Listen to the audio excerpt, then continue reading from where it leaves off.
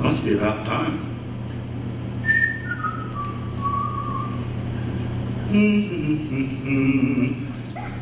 Here's a how-do-you-do. Is it time? Yes, sir, Mr. Rye. They're ready. Oh boy, fun, fun, fun. I wonder if they'll get it. Get it, Mr. Rye? It, the show, GNS. It's all a put-on, a parody, a send-up. All of it, Mr. Rye? Sure, everything's a play on someone or something. Huh, what if I'm too good? They might think it's serious stuff. Not much chance of that, sir.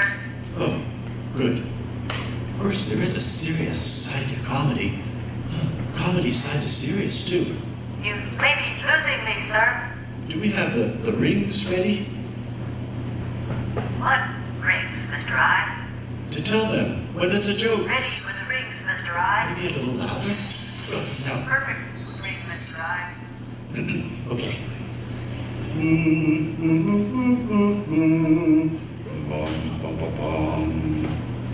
Can't believe I get to do this every day. Let's do it. You ready? I'm sure ready. Let's sing some choruses in public. Ring, ring.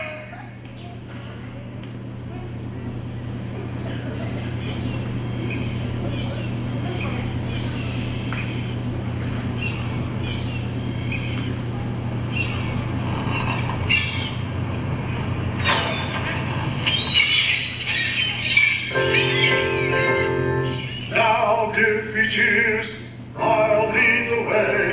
Hurrah, hurrah, hooray! Hooray, hooray! Sir Joseph Porter, KCB, the ruler of the Queen's Navy, is lost somewhere between the gangplank and the quarterdeck of Her Majesty's ship Pinafore, where the captain and the crew of the ship await him. Also waiting for Sir Joseph are, you guessed it, his ever-present sisters, his cousins, and his aunts. Ah, it seems he's finally arrived. I am the monarch of the sea, the ruler of the Queen's Navy, whose praise Great Britain loudly chaunts. And we are his sisters and his cousins and his aunts, his sisters and his cousins and his aunts. When at anchor here I ride, my bosom swells with pride, and I snap my fingers at a foeman's taunts. And so do his sisters and his cousins and his aunts, his sisters and his cousins and his aunts. But when the breezes blow, I generally go below and seek the seclusion that a cabin provides. And so do his sisters and his cousins and his aunts, and so do his sisters and his cousins and his aunts, his sisters and his cousins who be records by the dozens and his aunts.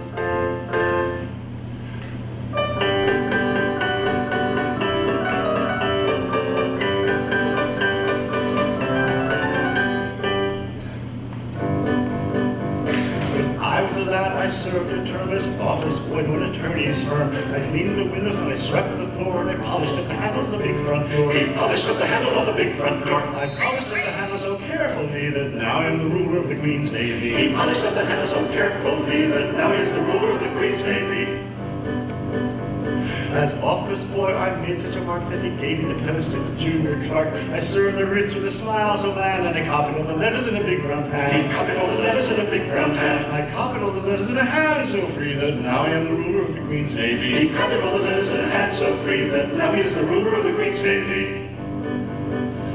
In serving the writs, I made such a name that an articled clerk I soon became. I wore clean colors and a brand new suit for the class examination at the Institute. For the class examination at the Institute. And class examination is a well for me that now I am the ruler of the Queen's Navy. And class examination is a well for he that now he is the ruler of the Queen's Navy.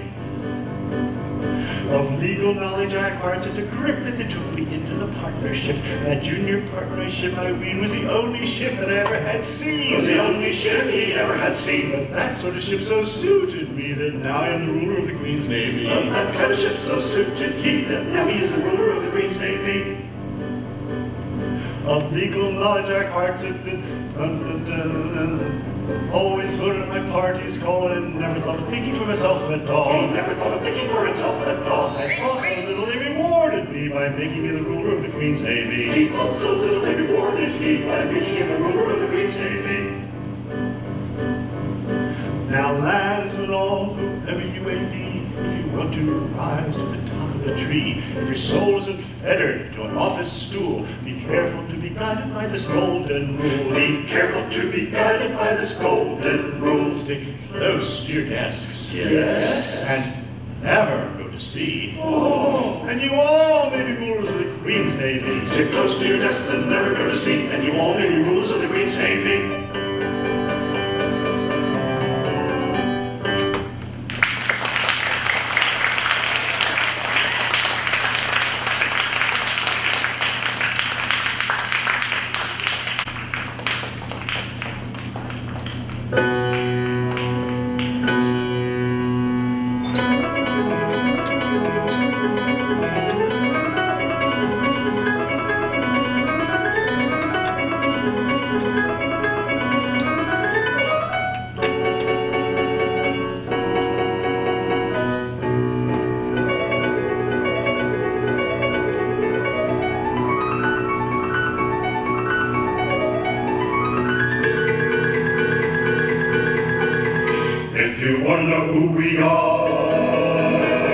We are gentlemen of Japan.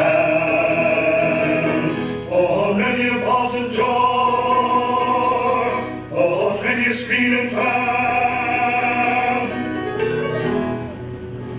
We figure in life we paint, our attitudes queer and quaint. You're wrong if you think it ain't. Oh.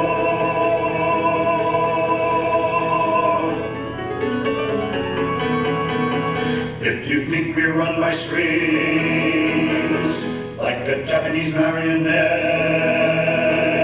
you don't understand these things. It is simply court etiquette.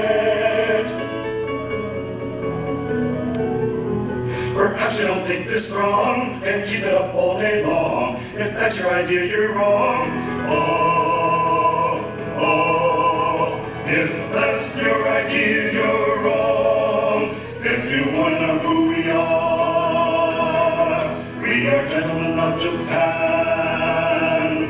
On fuss and jar, on scream and fan, on many, many, many, many, many, many, many, many a jar. Oh, oh, oh, oh, on fuss and jar, on scream and fan.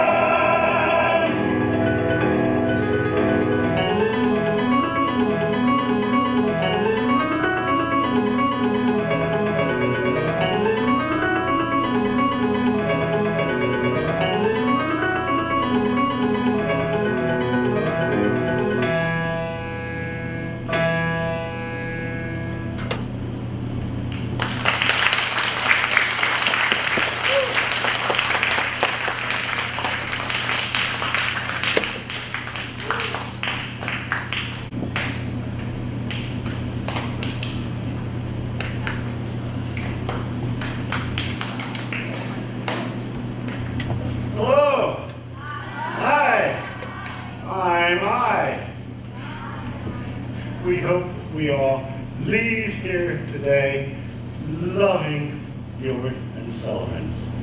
You may have noticed we're having little samplings of different things that point out the G and the essence of G and S. You see, Gilbert and Sullivan are so famous that they're known by the nickname G and S. And so we're doing little samplings of them. We're going to see another one in just a minute. Here's a howdy do. You may have heard the expression, here's a howdy do. Like suddenly something goes wrong and you say, well, here's a howdy do. Well, that's an example of many, many things that Gilbert and Sullivan have made famous. And we're doing a short performance this morning if you come back tonight, and it's for free. or Saturday night is for free, Sunday afternoon for free. You can see the whole thing. So before we move on, let's learn a little bit about who are these guys? GNS, Gilbert and Sullivan. Well, Gilbert did the words, so he wrote, well, I polished up the handle on the big front door. And then when Sullivan helped, it became, I polished up the handle on the big front door. And when Gilbert would say, I thought so little they rewarded me. With Sullivan, it would become, I thought so little they rewarded me by making me the ruler of the Queen's Navy. And where were these guys? Well, the late 19th century, the late 1800s, in London. And Gilbert had this genius for finding what's funny about people all over the world. And because his characters were so popular, it led to stagecraft and the making of the way theater works that came all the way down from the late 1800s to the 1900s and today, so that even the performers that you know today, like Justin Bieber or Katy Perry, they all kind of came down from what Gilbert and Sullivan started. Can you believe that? So very famous characters that they created were Yum Yum, from the fertile pen of Sir William Swain Gilbert, Yum Yum, and Nanky Poo, and Coco. You see, what happened was, in the Mikado, in 1885, there's this situation. Yum Yum has just learned that according to an ancient Japanese law, Japanese wives must be buried alive with their executed husbands. She will be, this is just pretend, remember, she will be buried alive if she marries Nanky Poo, who has just agreed to be beheaded at the end of a month, if you can believe it, for being able to be married to Yum Yum for a month. Because of this, Yum Yum is, not surprisingly, having second thoughts about marrying Nanky Poo. And this would be a real, here's a how-do-you-do for Nanky Poo, because if he's not going to get to be married to Yum Yum for a month, then he'd be beheaded at the end of a month. Doesn't sound like such a good idea anymore. And this would be a real problem for Coco, who is the Lord High Executioner. And the Mikado has told him he has to execute someone in a month. And if Nanky Poo backs out of the volunteering to be beheaded job, well, Coco would have to execute himself to obey the Mikado's command. So this is a real how-do-you-do for everybody. And not surprisingly, in Gilbert and Sullivan, you'll find what they do about the problem is they sing about it. Here's a how-do-you-do, if I marry you. When your time has come to perish, then the maiden whom you cherish must be slaughtered too. Here's a how-do-you-do, here's a how-do-you-do. Here's a pretty mess, in a month or less. I must die without a wedding, let the bitter tears I'm shedding witness my distress. Here's a pretty mess, here's a pretty mess. Here's a state of things, to her life she clings. Matrimonial devotion doesn't seem to suit her notion, burial it brings. Here's a state of things, here's a pretty how-do-you-do. Here's a pretty state of things, a pretty state of things. Here's a how-do-you-do, here's a how-do-you-do. For if what he says is true, I cannot marry you. Here's a pretty, pretty state of things. Here's a pretty how-do-you-do.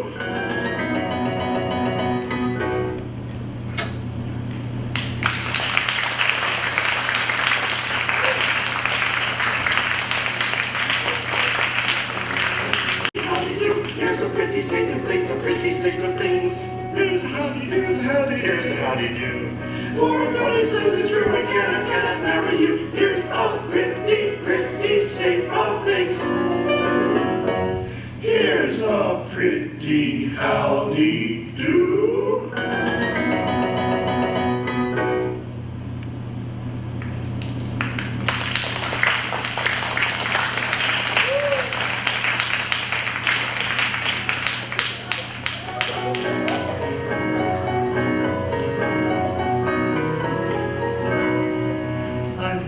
little buttercup, dear little buttercup, though I could never tell why. But still I call buttercup, poor little buttercup, sweet little buttercup. I've snuff and tobacco and excellent Jackie. I've scissors and watches and knives.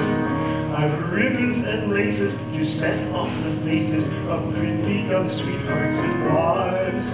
So buy of your buttercup, dear little buttercup. Sailors should never be shy. And buy of your buttercup, poor little buttercup. Come of your buttercup, bye.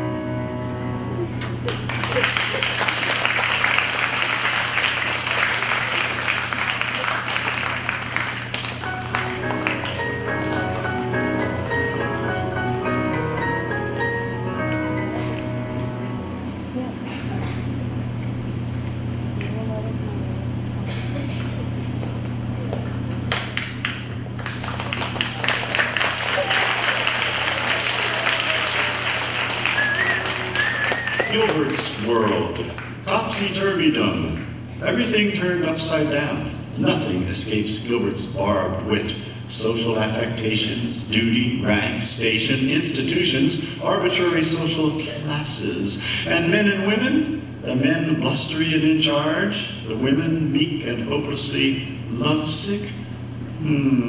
Let's see how Gilbert, with the help of Sullivan's ingenious music, introduces us to his men and women of Victorian England. There may be some changes before Gilbert gets through with them and us.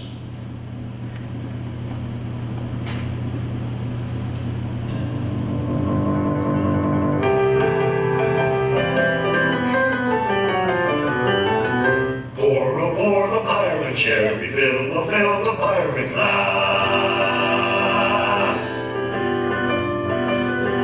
And to make us more than merry, let the pirate bumper pass. Oh, better far to live and die, under the brave black flag I fly, than to play a sanctimonious part with a pirate head and a pirate heart.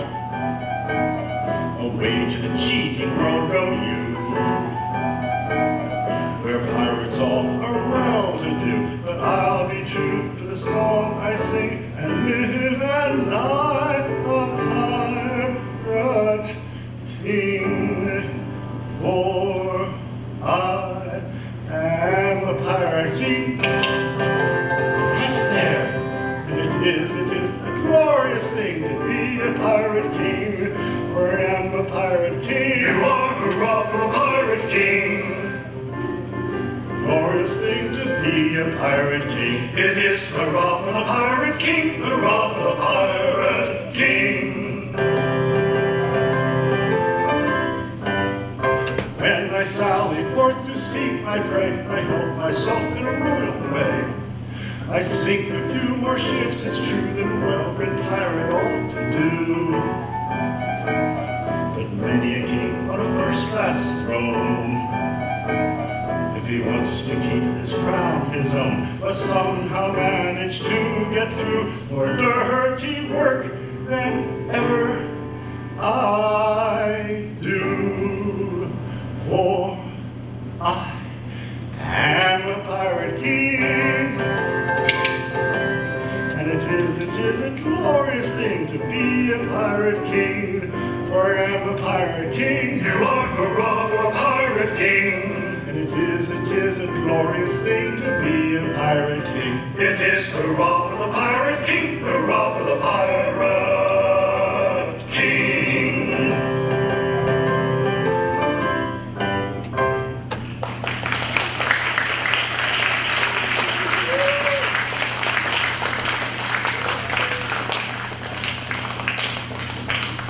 Alert, making fun of the aesthetic movement. The lovesick maidens have all fallen helplessly in love with Reginald Bunthorne, an aesthetic poet, while the British Dragoon Guards were away. These can't believe that this melancholy literary man has captured the hearts of their maidens. In a doleful train, two and two we walk all day, for we love in vain, none so sorrowful as they, who can only sigh and say, woe is me, alack a day, woe is me, alack a day.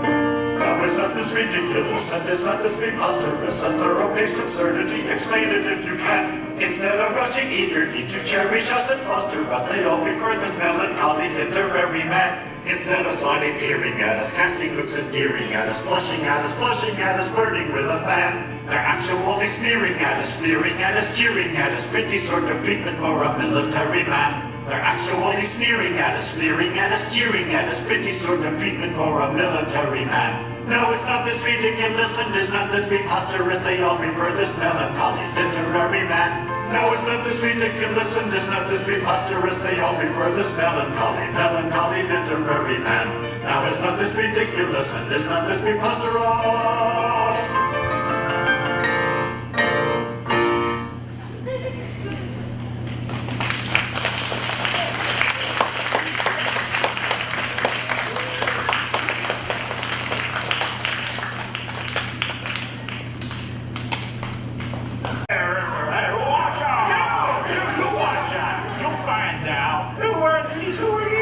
The jester, Jack Point, and Elsie, his lady love, who is also his fellow traveling player-partner companion, are entering the town square to perform. They are greeted by an unwelcoming and hostile crowd of ruffians. He says they'll make us laugh. A man and a woman. Laugh, laugh, laugh, laugh. He won't make me laugh. Who wants a jester? I wants me dinner. Here's a man of jollity, jibe, joke, jollify. Give us of your quality, come, fool, qualify. Yeah, we don't take to the likes of you. You'll see. Nay, nay, nay, for now, my lady love and I shall sing for thee the singing farce of the merry man and his maid.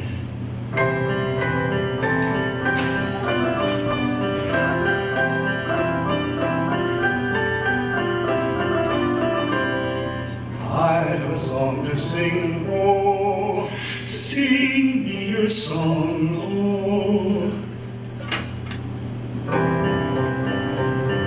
The song to the moon, my love, more newly fled from the mocking throng, oh. The song of a merry man, hoping long, the soul sad, glance was low, sickness, crave no crumbs, he sighed for the love of a lady. Hey, hey, misery me. Like a lady, he sipped no sup, he craved no crumbs, he sighed for the love of a lady.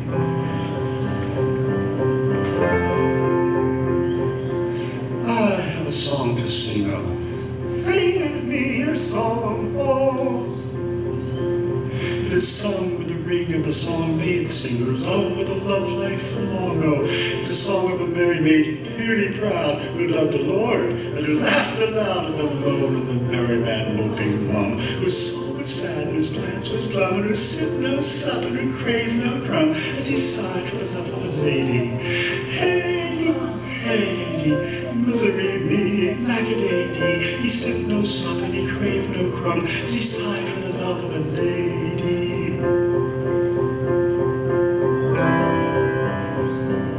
I have a song to sing, oh. Sing me your song now. It is sung to the knell of a churchyard bell and a doleful dirging dong. The song of a popinjay bravely born, returned of his noble nose with scorn, with a humble merry maid purely proud, who loved the Lord and who laughed aloud at the moan of the merry man moping moan. The soul was sad, his glance was glum, the sipped no sup and he craved no crumb, as he sighed for the love of a lady. Hey, hey, misery misery me like a lady. He sipped no sup and he craved no crumb. He sighed for the love of a lady.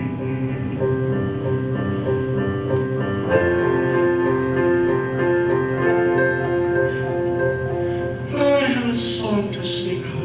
What is your song? Oh, it is sung with a sigh and a tear in the eye, for it tells a rated wrong. Oh, it's a song of the merry maid, once so gay, who turned on her heel and tripped away from the peacock popinjay bravely worn, who turned up his noble nose with scorn, told the humble heart that he did not prize, so she begged on her knees with downcast eyes. She loves me, the merry man, moping mum, who saw the sad and whose glance was glum, who sipped no sup and who craved no crumb, as he sighed for the love of a lady.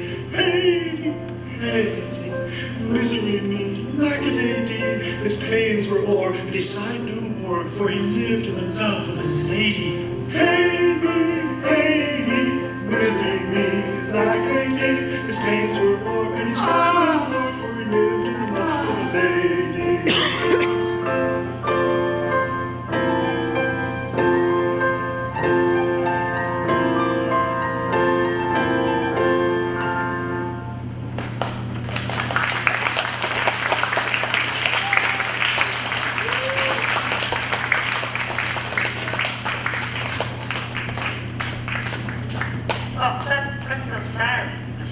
Yeah. Did that really happen, or did Sir Gilbert make it up? Well, I think he sort of thought it could be real. Do you think Jack Point, the jester, got her back? Maybe. Mr. I? Yeah? I thought jesters were always happy. Well, on the outside, but you know, people aren't always the same on the inside. G and S make you kind of think hard, Mr. I. A little. Mr. I? Yeah? Mr. Sullivan's music was, well, sort of happy and sad. You noticed. Not easy to do. Like he's a genius, huh? Mr. I? Mr. Gilbert, was he kind of a mean man in real life to make the jester lose Elsie, his lady love? Well, I think Gilbert was like the jester in reverse. On the outside, kind of growling and bossy and making sure things were done right. But inside, really, I think he was, well, a really happy and caring man. But letting the other guy take her away? Well, it's just a song. He and Sullivan wanted us to feel Point's pain, but you can imagine a happy ending, sure. It's just a song. And they made that up? She and us. They must have been some guys. Yeah, I think so.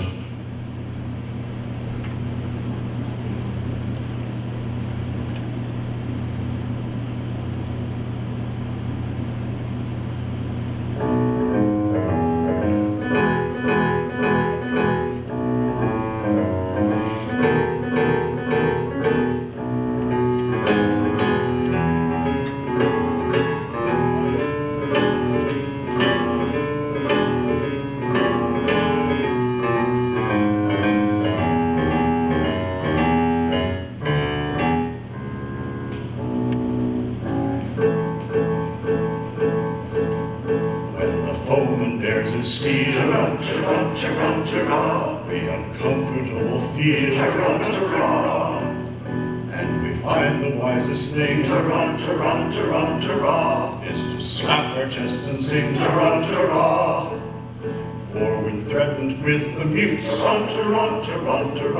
and your heart is in your boots, there is nothing brings it round like the trumpet's martial sound, like the trumpet's martial sound.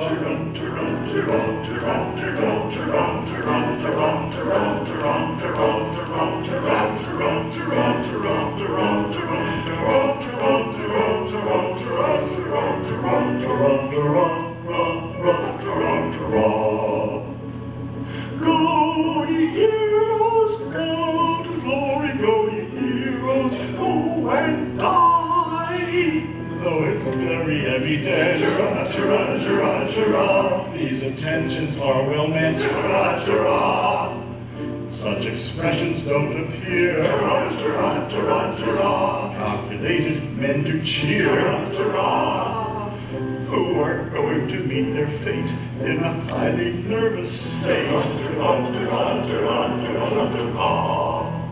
Yet perhaps it might be wise not to carp or criticize.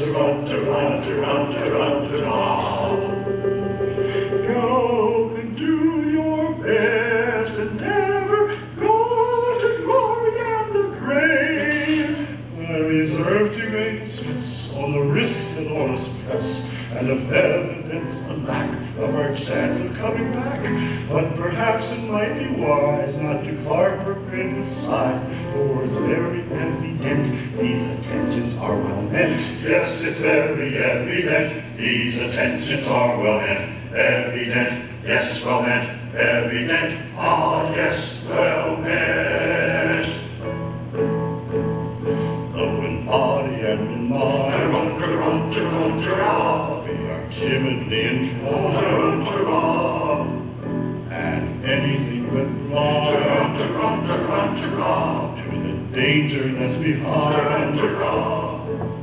Yet when the danger's near, we manage to appear as insensible to fear as anybody here, as anybody here.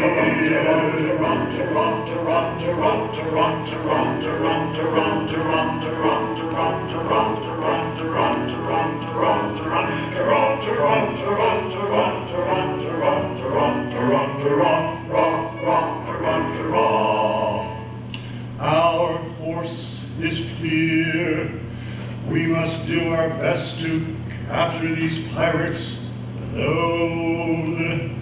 It is very distressing to us to be the agents whereby our erring fellow creatures are deprived of that liberty which is so dear to us all.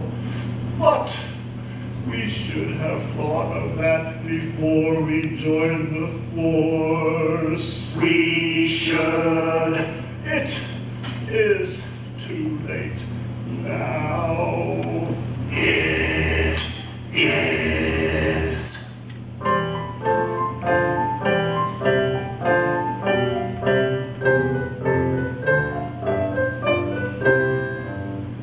When a felon's not engaged in his employment, or maturing his felonious little plans, his capacity for innocent enjoyment is just as great as any honest man's. Our feelings we with difficulty smother, and constabulary duties to be done.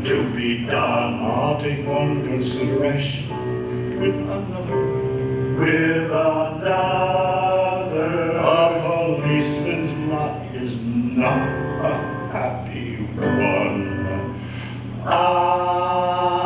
When constabulary duties to be done, a policeman's lot is not an happy one.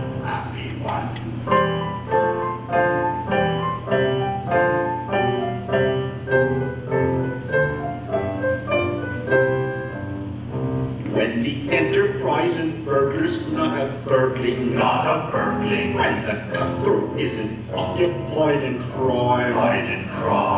He loves to hear the little brook a gurgling, and listen to the many village chime. When the costers finish jumping on his mother, he loves to lie a-basking in the sun. I'll take one consideration with another. A policeman's lot is not an happy one. And constabulary duties to be done. A policeman's lot is not a happy one.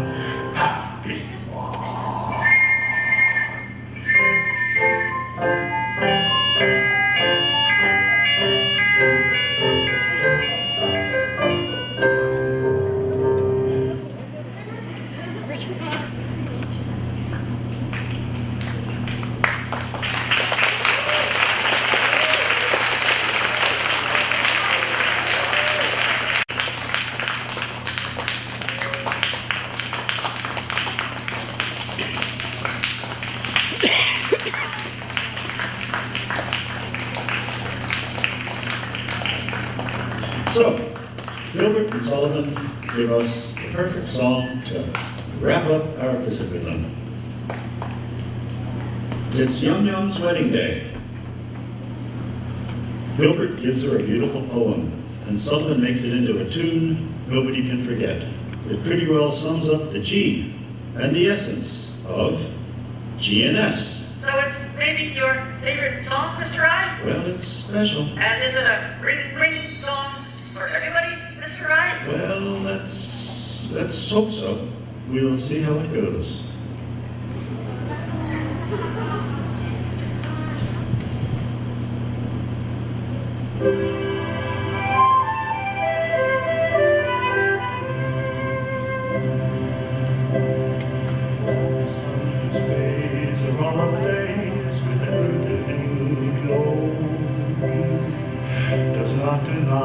His Majesty, he scorns to tell the story. He don't explain, I blush for shame, so kindly be indulgent. But fierce and bold and fiery gold, he glories all effulgent. I mean to rule the earth as he the sky. We really know our worth, the sun and I mean to rule the earth as he the sky. We really know our worth, the sun and I.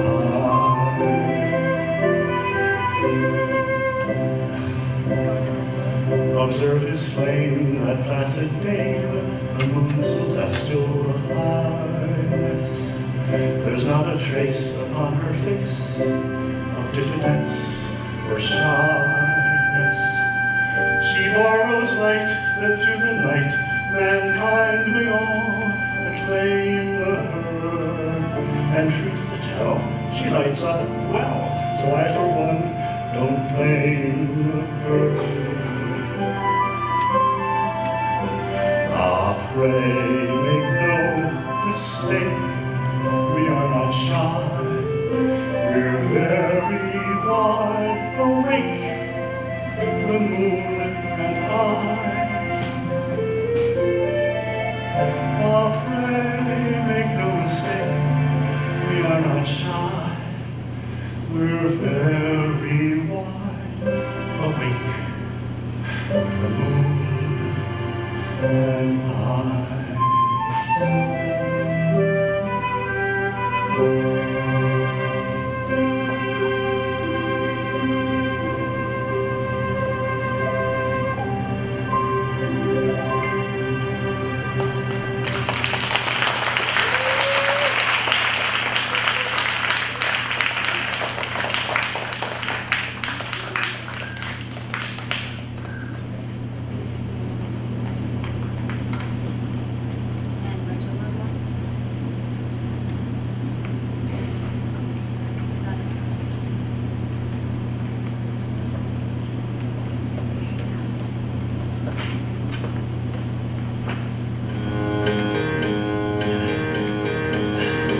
Ladies and gentlemen, you've been a wonderful audience. I think we have maybe 60 seconds sound down before the bell rings, or do we? Anyway, how much time? 2 minutes? Okay, we'll use it to say hi, and again, thank you so very much. We came all the way from New Mexico just to see you guys. And we just love performing Gilbert and Sullivan. We hope you love it. Let me mention once again that you can come entirely free tonight at 7:20 right here, or Saturday night at 7:20, or Sunday afternoon and at 2 o'clock and see us. Anybody have one question to ask about GNS and I? Shout it out. One of the teachers? Okay.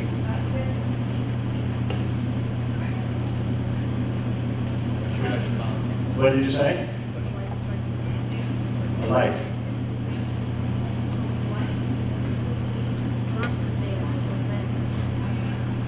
Does anybody have anything to just like, how did we do it? We made all these characters on screen using what's called a green screen. The person stands in front of the green screen and then performs, and then you put all the figures together. That's how we did all those policemen, okay?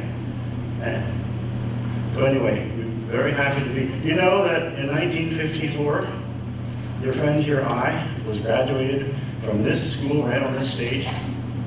Did you ever know that somebody could be old enough to be graduated from high school in 1954? It's possible. It's possible. Did you say one student had a question? Oh, yeah.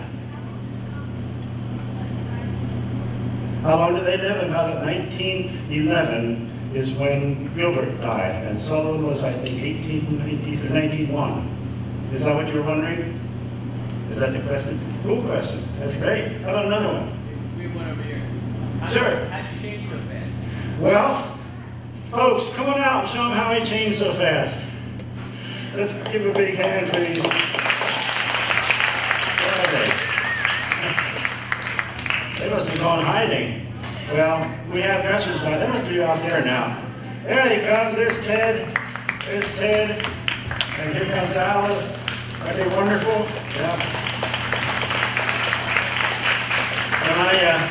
When I run backstage, they hang me up on my feet and rip everything off, and then they put me down and put something new on me. Ted Snyder and Alice Snyder.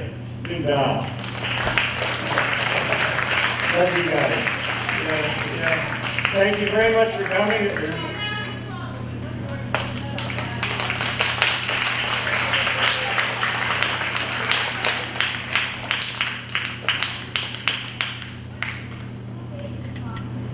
Who made the costume? It's a lady who was going to be here today, but she was delayed. Terry Hubert, and she's one of our group. Unfortunately, she was delayed here today. She'll be here tonight. Come here tonight, and you'll see her.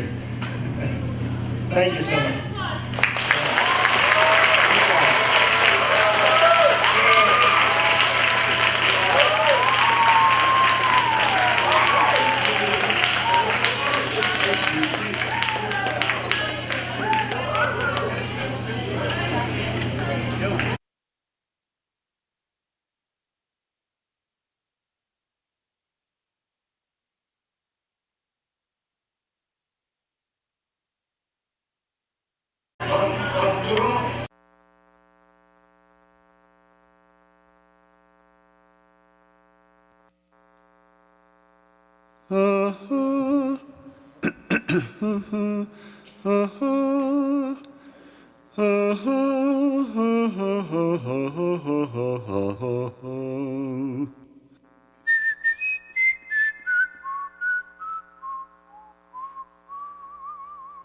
Must be about time.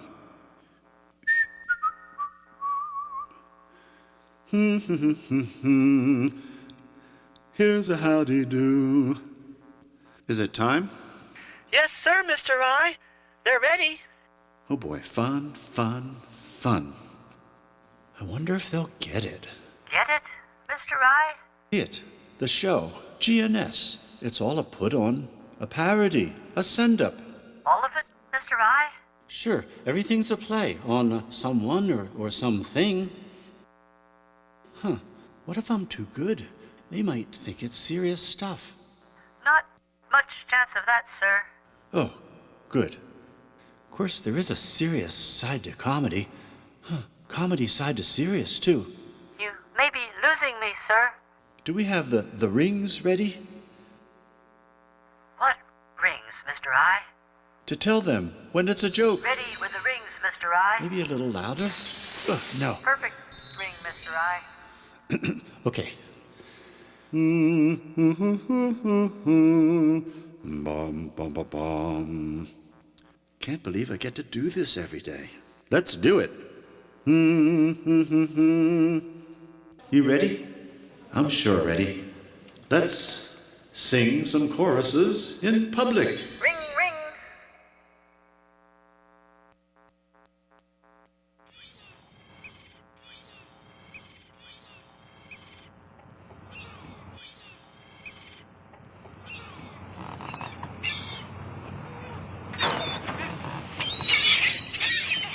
Ring, Now give 3 cheers, I'll lead the way. Hurrah, hurrah, hooray, hooray, hooray. Sir Joseph Porter, KCB, the ruler of the Queen's Navy, is lost somewhere between the gangplank and the quarterdeck of Her Majesty's ship Pinafore, where the captain and the crew of the ship await him. Also waiting for Sir Joseph are, you guessed it, his ever-present sisters, his cousins, and his aunts. Ah, it seems he's finally arrived. I am the monarch of the sea, the ruler of the Queen's Navy, the praise Great Britain loudly chaunts. And we are his sisters and his cousins and his aunts, his sisters and his cousins and his aunts. When at anchor here I ride, my bosom swells with pride, and I snap my finger to foemen's taunts. And so do his sisters and his cousins and his aunts, his sisters and his cousins and his aunts.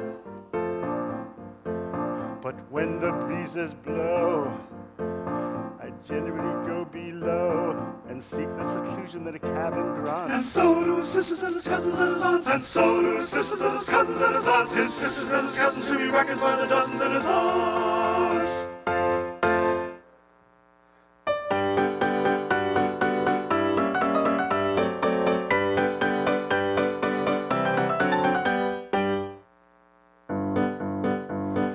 I was a lad, I served a term as office boy to an attorney's firm. I cleaned the windows and I swept the floor and I polished up the handle on the big front door. He polished up the handle on the big front door. I polished up the handle so carefully that now I am the ruler of the Queen's Navy. He polished up the handle so carefully that now he is the ruler of the Queen's Navy. As office boy, I made such a mark that they gave me the post of a junior clerk. I served the writs with a smile so bland, and I copied all the letters in a big round hand. He copied all the letters in a big round hand. I copied all the letters in a hand so free that now I am the ruler of the Queen's Navy. He copied all the letters in a hand so free that now he is the ruler of the Queen's Navy. In serving writs, I made such a name that an article clerk I soon became. I wore clean collars and a brand new suit for the pass examination at the Institute. For the pass examination at the Institute. That pass examination did so well for me that now I am the ruler of the Queen's Navy. That pass examination did so well for he that now he is the ruler of the Queen's Navy. Of legal knowledge I acquired such a grip that they took me into the partnership. And that junior partnership, I ween, was the only ship that I ever had seen. Was the only ship he ever had seen. That sort of ship so suited me that now I am the ruler of the Queen's Navy. But that kind of ship so suited he that now he is the ruler of the Queen's Navy. I grew so rich that I was sent by a pocket butter in a parliament. I always voted at my party's call, and I never thought of thinking for myself at all. He never thought of thinking for himself at all. I thought so little they rewarded me by making me the ruler of the Queen's Navy. He thought so little they rewarded he by making him the ruler of the Queen's Navy. Now, landsmen all, whoever you may be, if you want to rise to the top of the tree, if your soul isn't fettered to an office stool, be careful to be guided by this golden rule. Be careful to be guided by this golden rule. Stick close to your desk. Yes. And never go to sea. Oh. And you all may be rulers of the Queen's Navy. Stick close to your desks and never go to sea, and you all may be rulers of the Queen's Navy.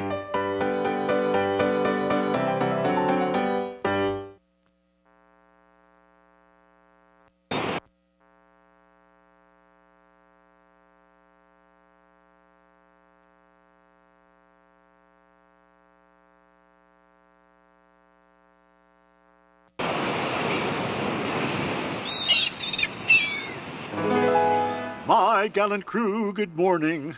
Sir, good morning. I hope you're all quite well. Quite well. And you, sir? I am in reasonable health and happy to meet you all once more.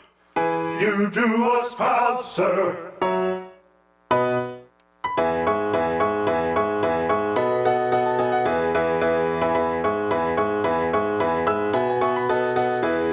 I am the captain of the Pinafore. And a right good captain, too. You are very, very good, and be it understood, I command a right good crew. We are very, very good, and be it understood, he commands a right good crew. Though related to a peer, I can hand reef and steer, or ship a salvage. And I'm never known to quail at the fury of a gale, and I'm never sick at sea. What never? No, never. What never? Well, hardly ever. He's hardly ever sick at sea.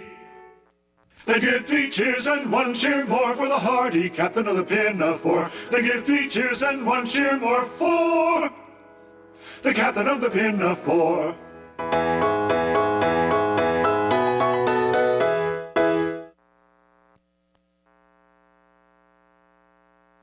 They give 3 cheers and 1 cheer more for the hardy captain of the Pinafore. They give 3 cheers and 1 cheer more for the captain of the Pinafore.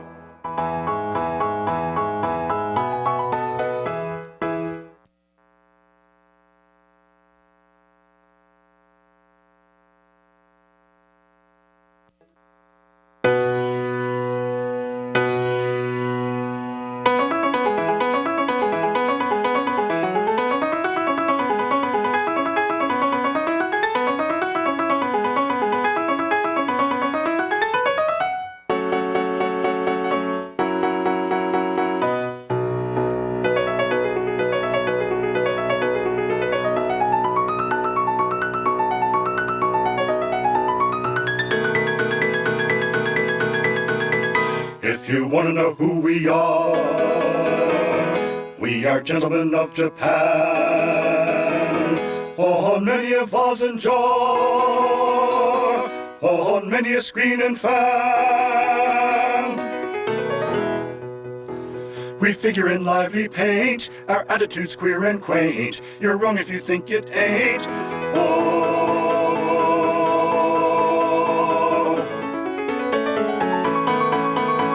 If you think we're run by strings, like a Japanese marionette,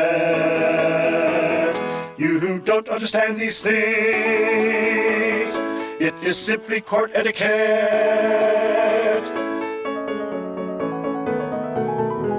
Perhaps you don't think this throng can keep it up all day long. If that's your idea, you're wrong. If that's your idea, you're wrong. If you want to know who we are gentlemen of Japan. On vase and jar, on screen and fan, on many a jar.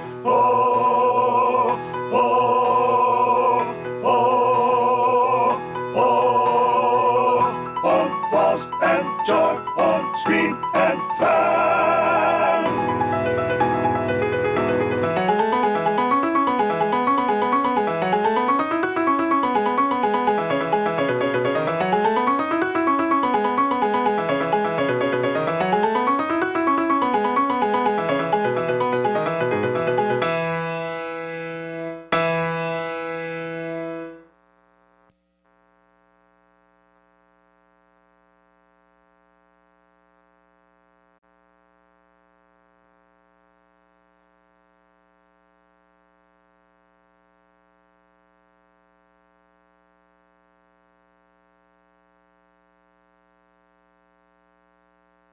Hello.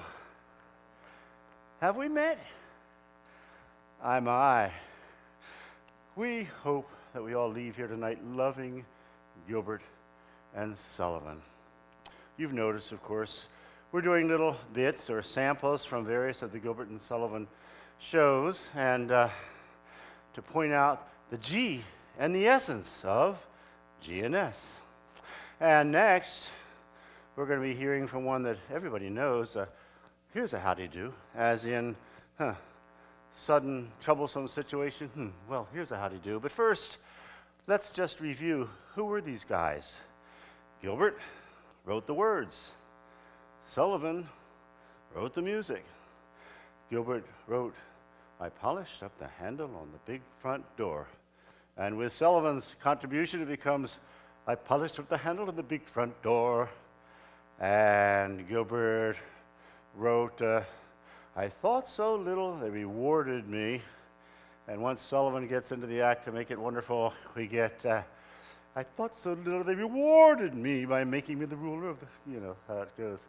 And When were these guys? Well, late 1800s, late 19th century in London. And Gilbert had this genius for pegging people, poking fun at what was silly or funny about people. And of course, with Sullivan's contributions, his music always complemented what Gilbert did, and it was a wonderful thing. And there were plenty of people and things to make fun of in Gilbert and Sullivan's milieu in London in the late 1800s. You had people like Oscar Wilde, Algernon Swinburne, just your average-looking guys, nothing to make fun of there. And then you had William Morris with his arts and crafts movement, and Dante Gabriel Rossetti, and there was the anti-industrial revolution movement, and there was the aesthetic movement, and Rossetti kind of led the pre-Raphaelite movement, pre-Raphaelite brotherhood. They were all into this business of, the world's been terrible ever since the Industrial Revolution.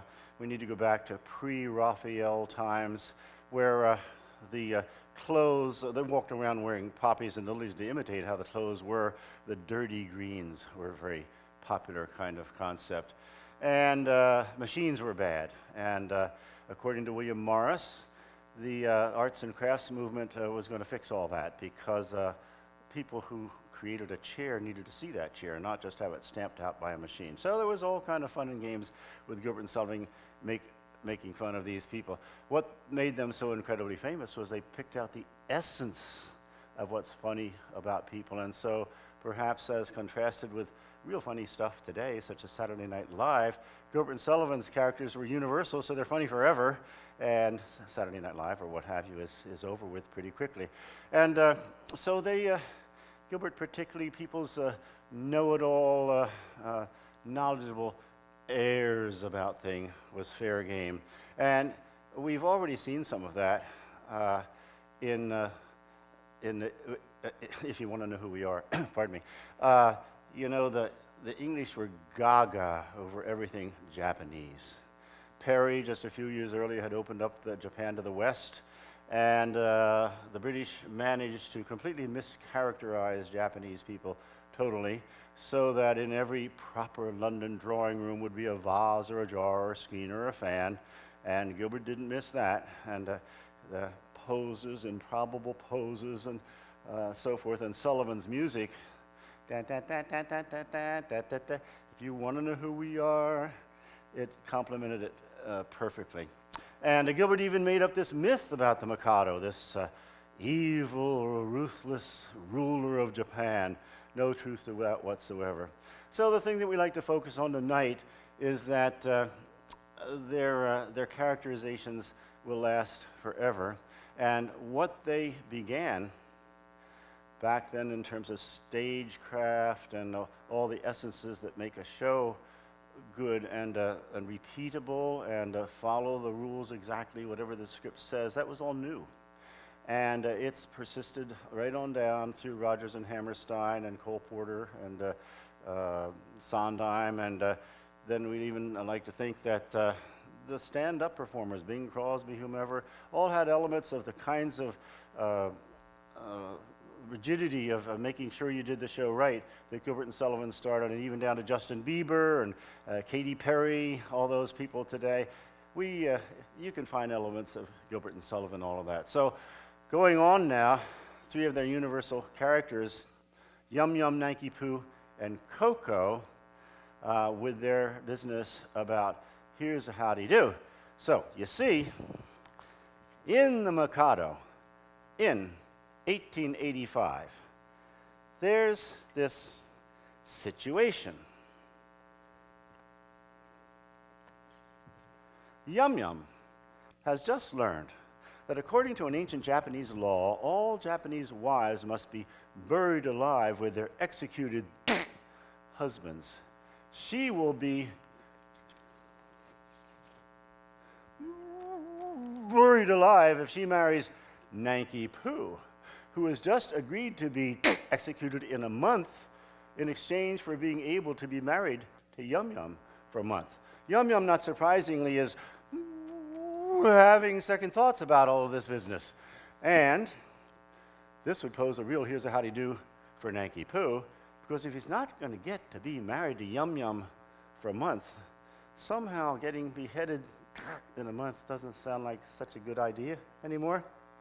And this would pose a real here's a howdy do for Coco, the Lord High Executioner, because the poor little guy has been commanded by the Mikado to execute somebody in a month. And if Nanky Poo backs out of the volunteering to be beheaded job, Coco will have to, you can guess it, behead himself. So, surprise, they sing about it. Here's a howdy do, if I marry you. When your time has come to perish, then the maiden whom you cherish must be slaughtered too. Here's a howdy do, here's a howdy do. Here's a pretty mess, in a month or less. I must die without a wedding, let the bitter tears I'm shedding witness my distress. Here's a pretty mess, here's a pretty mess. Here's the state of things, to her life she clings. Matrimonial devotion doesn't seem to suit her notion, burial it brings. Here's the state of things, here's a pretty howdy do. Here's a pretty state of things, a pretty state of things. Here's a howdy do, here's a howdy do, here's a howdy do. For if what he says is true, I cannot marry you. Here's a pretty, pretty state of things. Here's a pretty howdy do.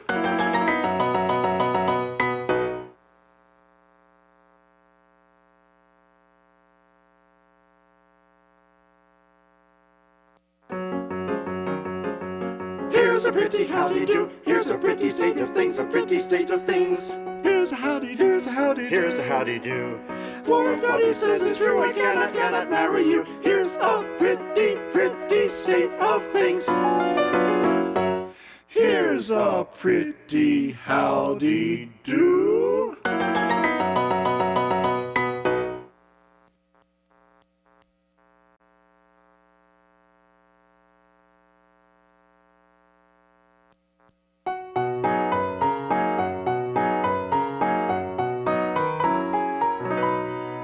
I'm called Little Buttercup, dear Little Buttercup, though I could never tell why. But still I'm called Buttercup, poor little Buttercup, sweet little Buttercup. I've snuff and tobacco and excellent jacket, scissors, watches and knives. I've ribbons and laces to set off the faces of pretty young sweethearts and wives. So buy of your Buttercup, dear little Buttercup, sailors should never be shy.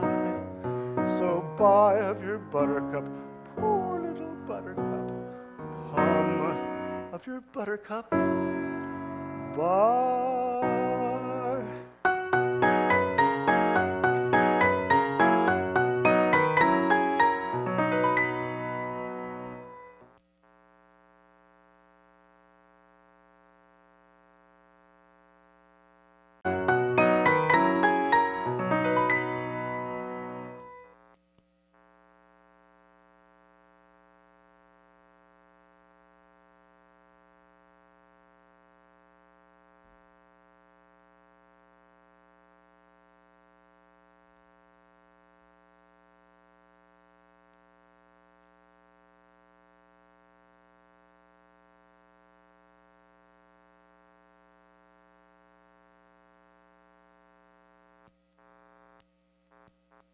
Two Victorian gay blades ventilating their vanities about life and the ladies.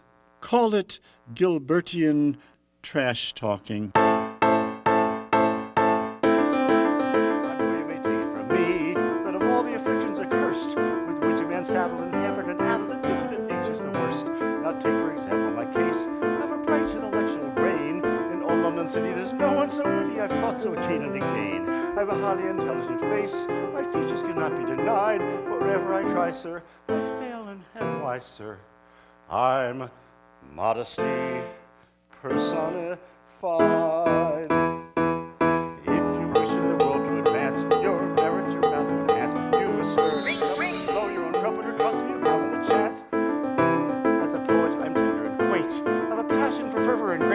From Ovid to Horace and Swinburne to Morris, they all take a back place. Then I sing and I play and I paint. No nonsense accomplishes I to say so were treason. You ask me the reason. I'm modesty personified. If you wish the world to advance, your merit you're bound to enhance. You must stir and stump and blow your own trumpet and trust me, if you wish in the merit to advance, your merit you're bound to enhance. You must stir it and stump it and blow your own trumpet, or trust me, you haven't a chance. When I go out of door, the damosels a score, all sighing and burning and clinging and yearning will follow me as before. I shall with cultured taste distinguish gems from paste, and high little diddle will rank as a noodle if I pronounce it chaste. A most intense young man, a soulful-eyed young man, an ultra-poetical, super-aesthetical, out-of-the-way young man. Conceive me if you can, an everyday young man, a commonplace hype with a stick and a pipe and a half-red black and tan, who thinks suburban hops more fun than Monday pops, who's fond of his dinner and doesn't get thinner on bottled beer and pops.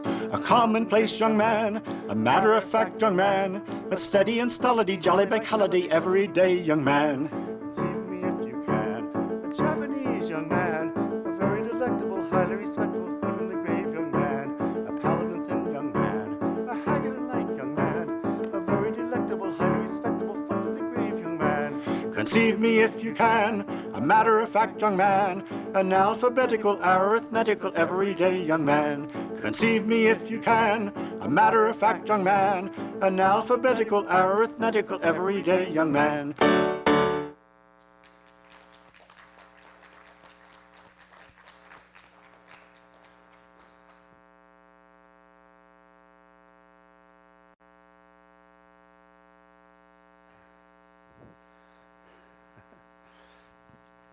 As we begin our lifelong love affair with Sir William Schwenk Gilbert and Sir Arthur Seymour Sullivan, we are sure to be challenged by know-it-all, maybe well-meaning friends with something like, oh, you mean you're going to those dumb shows where all that ever happens is they mix up babies at the beginning, and then at the end, the fat lady comes out and sings about what had happened. And then at the end, they're all so excited and happy about the whole thing that they sing the obligatory end of show Gilbert and Sullivan song in the obligatory 6/8 time. Doing again the obligatory amateur show Gilbert and Sullivan shuffle that goes something like the We're happy to be in the gay company of the right people, cheerful. We're no longer tearful. Yeah, that's what you'll be challenged with. Well, with our advanced, sophisticated knowledge of Gilbert and Sullivan, we can say to those well-meaning people, not so, Mikado breath, because they're only partly right. They only do it in 3 shows. Well, they did 14, so 3 out of 14, that's not a lot. Not every show with mixed up babies. And tonight we'll hear from 10 of them this afternoon. Sir, not so panicky. We'll come back and do the other 4 some other time. Promise to be out here by 6 today.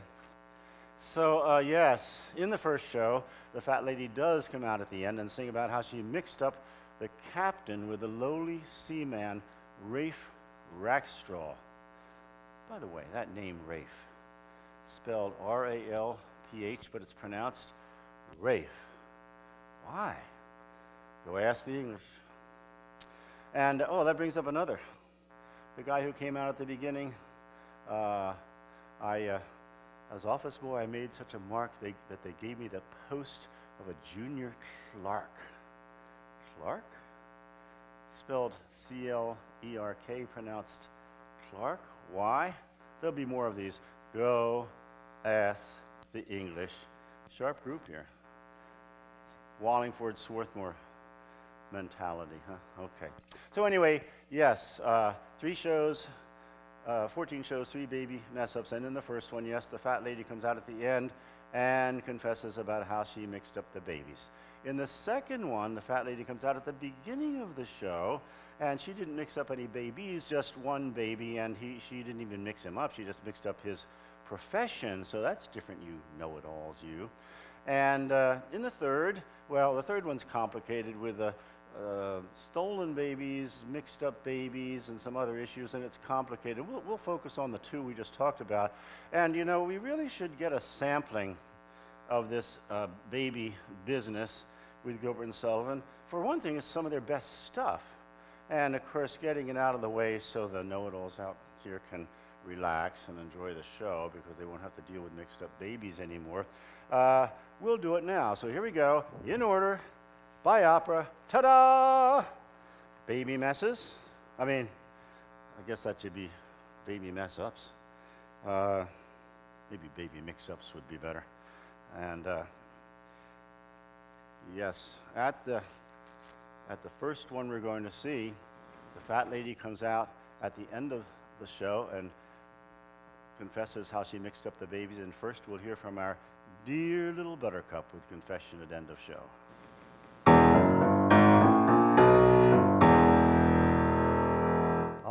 Many years ago, when I was young and charming, as some of you may know, I practiced baby farming. Now this is most alarming. When she was young and charming, she practiced baby farming many years ago. To tender babes I nussed. She means nurse, but she sings nuss because it has a rhyme in a minute with upper crust. To tender babes I nussed. One was of low condition, the other upper crust. Regular patrician. Now this is the position. One was of low condition, the other a patrician, many years ago.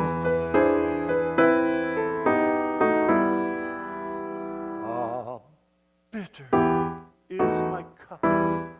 However could I do it? I mixed those children up, and not a creature knew it. However could you do it? I don't know. Someday, no doubt, you'll rue it. I already do. Although no creature knew it so many years ago. In time, each little waif forsook his foster mother. The well-born babe was Rafe. Their captain was the other. They left their foster mother. The one was Rafe, our brother. Our captain was the other. Many years ago.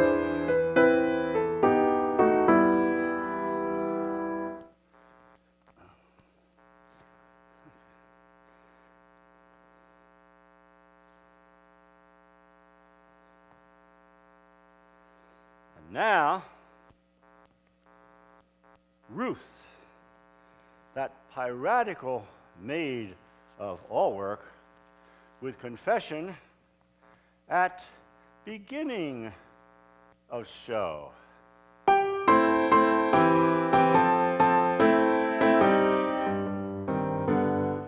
When Frederick was a little lad, he proved so brave and daring.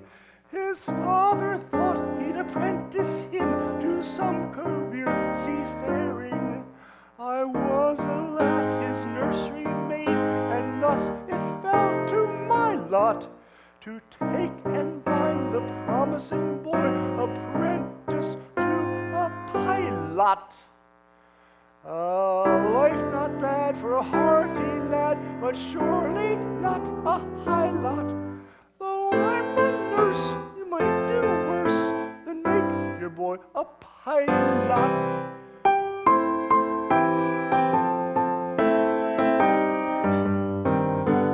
I was a stupid nursery maid, on breakers always steering, and I did not hear the words aright for being mistaking my instructions, which within my brain did gyrate. I took and bound the promising boy apprentice to a pirate. A sad mistake it was to make and doom him to a vile lot, which he wouldn't have found had he been bound apprentice to a pilot.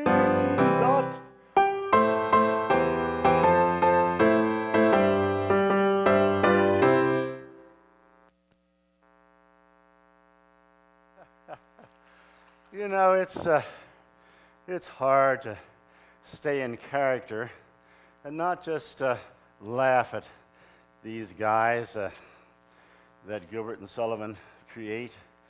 And we should stop and talk for a moment again about Gilbert and Sullivan and how they've become a part of our lives. You know, they're everywhere. And sometimes people, of course, often people don't know that it's come from Gilbert and Sullivan, such as here's a how do you do. But yeah, it's everywhere. In fact, in a high-rise building in Singapore or in Wallingford or Swarthmore, Pennsylvania, or wherever, if somebody comes across a very sudden, tough problem, they're going to say, well, here's a how do you do. And if somebody doesn't think he's getting along too well in his environment and complains about it, his friend's going to say, well, you're not assertive enough. You've got to stir it and stump it and blow your own trumpet. And I remember clearly as a kid growing up hearing about Gilbert and Sullivan all the time. I was lucky enough to be born in this house on Price's Lane in Rose Valley, in Nether Providence Township, Strath Haven Middle School and High School. Anybody here from that school today? All right. Yeah, I thought there might be somebody. Yeah, Gilbert and Sullivan was everywhere. My mom and pop moved out from Philadelphia in the late 1920s, joined the Rose Valley Chorus, and there you see them in the Pirates of Penzance in 1934, 2 years before I was I. And my mom on the left there, on the right to you, and she's one of General Stanley's daughters. And on your left, my father, who's the pirate at the very end there. And yes, you know, Rose Valley had been found. There's some interesting connection between GNS&I and Rose Valley, which is pretty much why GNS&I is GNS&I. That's why it happened. Will Price founded Rose Valley in 1907, and it was on the ideas of William Morris, the arts and crafts guy in the late 19th century. And just a few years before, he had published his book, News from Nowhere, which was about a utopian community. Utopia, of course, meaning nowhere.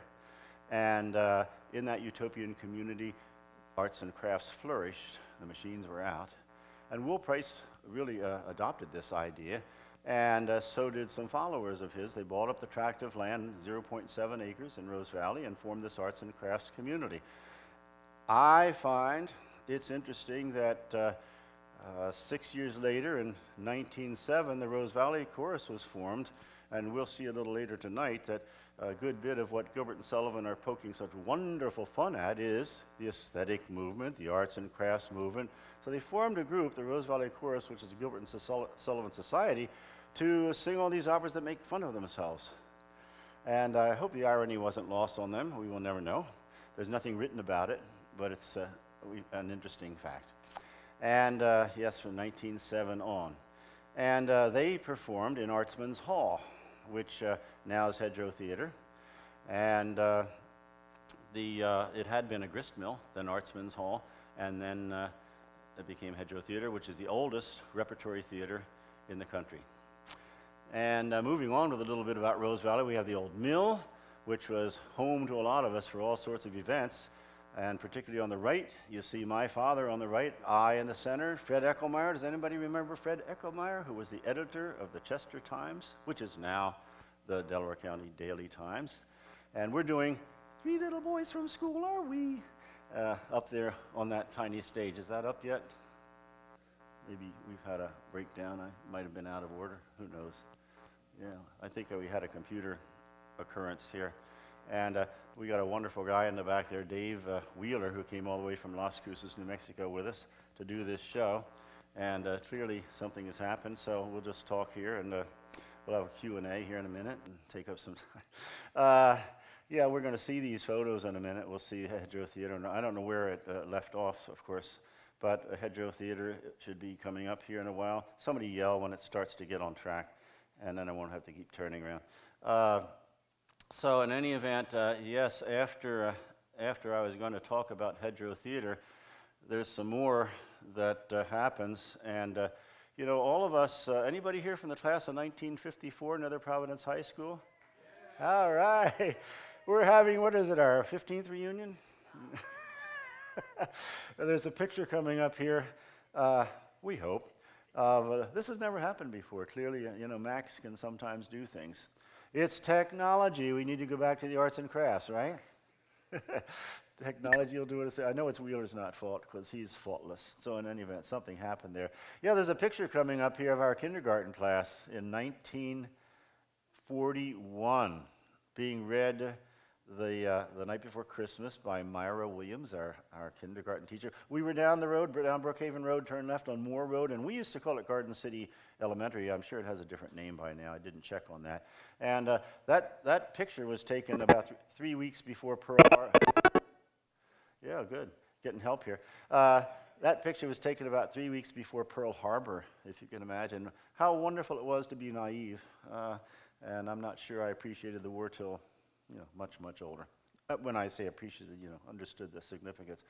And so then we're not going to give away the next slides yet, but give me an estimate. Do we have any idea, Dave? Yeah. You know, we've been doing this show for quite some time.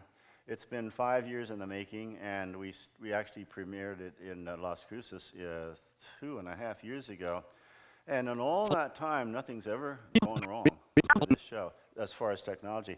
And we created these screens by our wonderful costume lady, Terry, took blackout fabric and cut it, hemmed it to the right size, and our incredible stage guy, Ted Snyder, climbed up on a ladder. It was too high for any human being to be on, and was tippy, and got a curtain up that was in the way, and hung those things. They're just hanging bits of cloth, because we in Las Cruces had 8 by 10 foot square. That's not square. 8 by 10 foot rectangular solid screens, and we shipped 10 boxes of stuff, large boxes, by Greyhound to get here, and we're hoping the hurricane allows us to get them back sometime in the next week. So I might have to do a little song and dance here without any music, and that can happen. Yeah, and then our dressers, you'll see more of, have done a wonderful. So all of together, 8 of us came from Las Cruces to do this.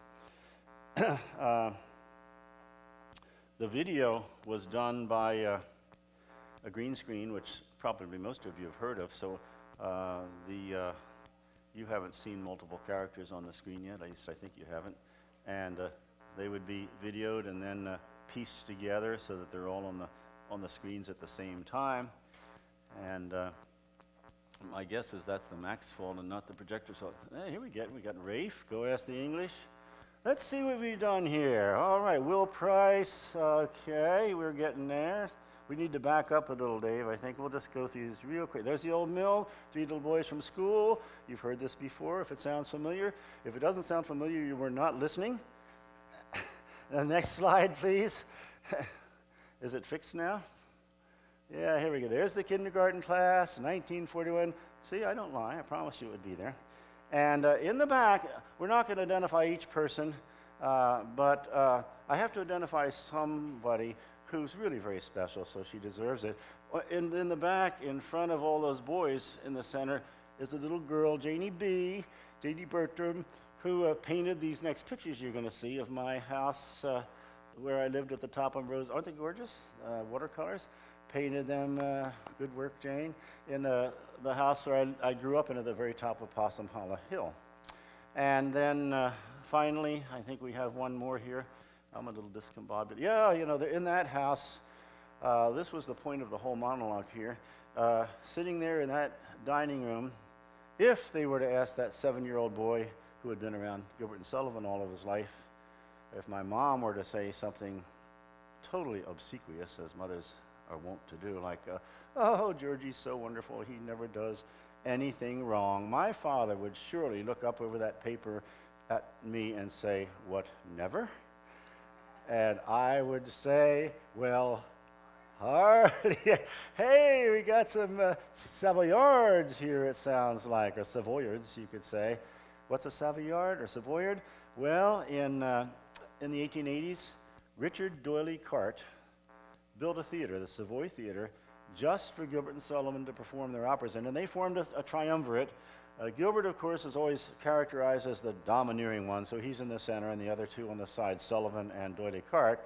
And all of the Gilbert and Sullivan operas were performed in this theater, and therefore Gilbert and Sullivan operas are called the Savoy operas, and people like you are called Savoyards. So now you know. Okay.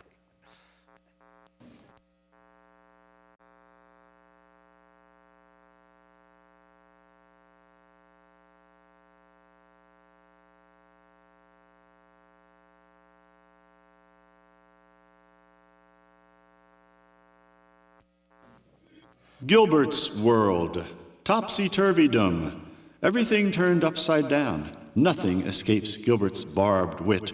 Social affectations, duty, rank, station, institutions, arbitrary social classes. And men and women, the men blustery and in charge, the women meek and hopelessly lovesick. Let's see how Gilbert, with the help of Sullivan's ingenious music, introduces us to his men and women of Victorian England. There may be some changes before Gilbert gets through with them and us.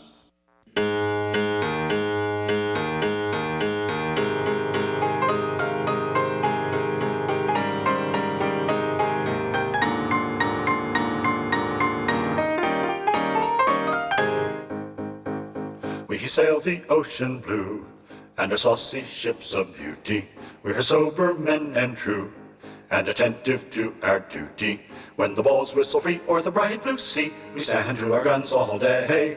When at anchor we ride on the Portsmouth side, we've plenty of time for play. Ahoy, ahoy, the balls whistle free. Ahoy, ahoy, o'er the bright blue sea, we stand to our guns all day. We sail the ocean blue, and our saucy ship's a beauty. We're sober men and true, and attentive to our duty. Our saucy ship's a beauty. We're attentive to our duty. We're sober men and true. We sail the ocean blue.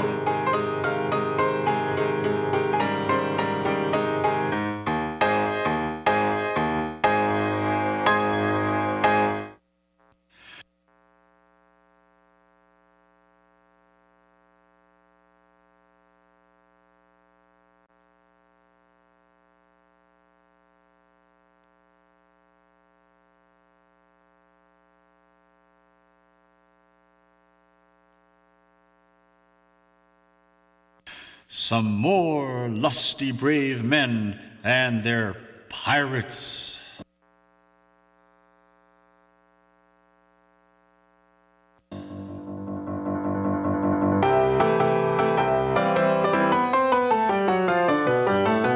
Pour, oh, pour the pirate sherry, fill, oh, fill the pirate glass.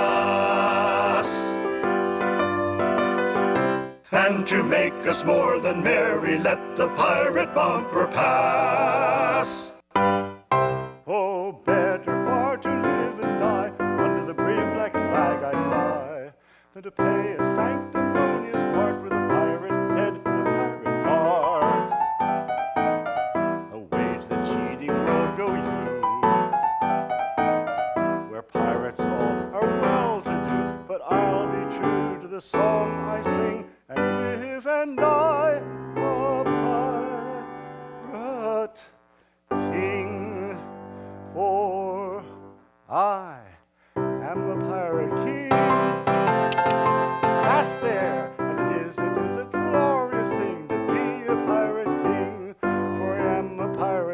You are hurrah for the Pirate King. And it is a glorious thing to be a pirate king. It is hurrah for the Pirate King, hurrah for the Pirate King. When I sally forth to meet my prey, I help myself in a royal way. I sink a few more ships, it's true, than a well-bred pirate ought to do. But many a king on a first-class throne, if he wants to keep his crown his own, must somehow manage to get through more dirty work than ever I do. For I am a pirate king, and it is a glorious thing to be a pirate king, for I am a pirate king. You are hurrah for the Pirate King. It is a glorious thing to be a pirate king. It is hurrah for the Pirate King, hurrah for the Pirate King.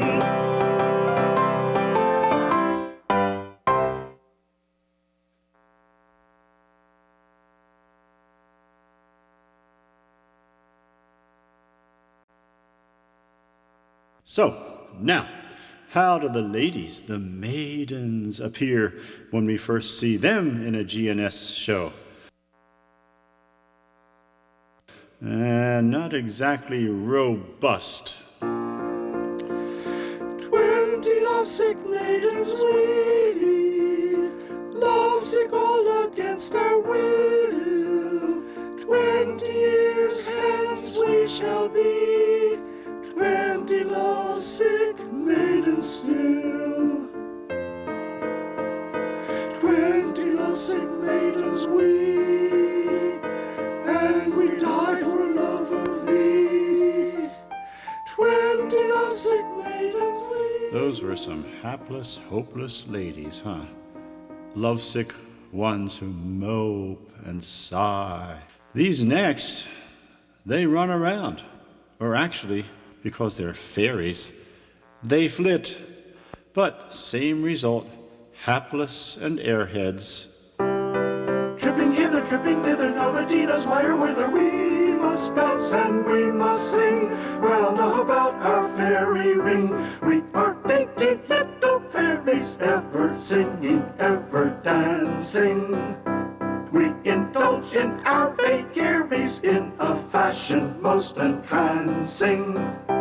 If you ask the special function of our never-ceasing motion, we reply without compunction that we haven't any notion. No, we haven't any notion, any notion.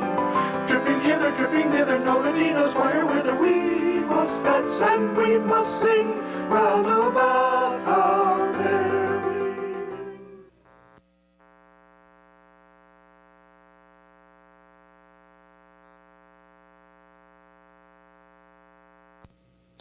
Parody alert, parody alert, making fun of the aesthetic movement.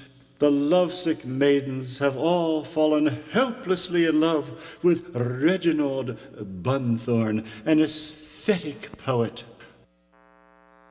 While the British Dragoon Guards were away, these worthies can't believe that this melancholy literary man has captured the hearts of their maidens.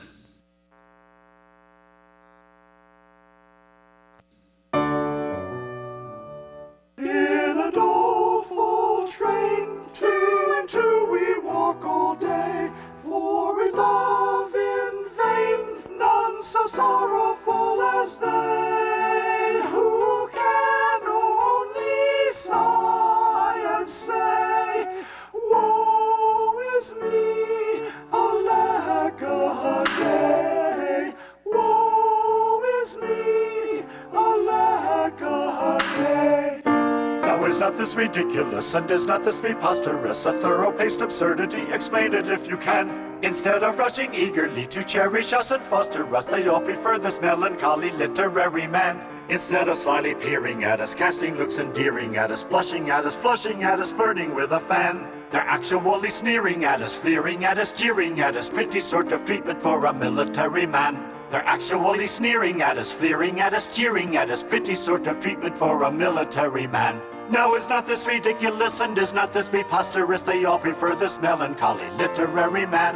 Now is not this ridiculous and is not this preposterous? They all prefer this melancholy literary man. Now is not this ridiculous and is not this preposterous?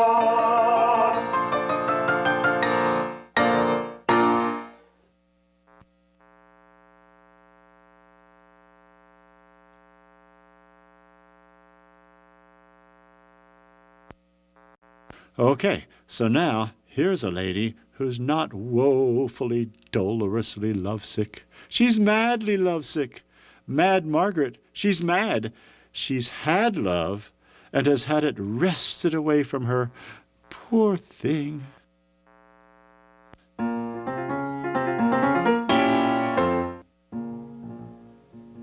Cheerily carols the lark over the cot. Merrily whistles the clerk, scratching a blot. But the lark and the clerk, I remark, comfort me not.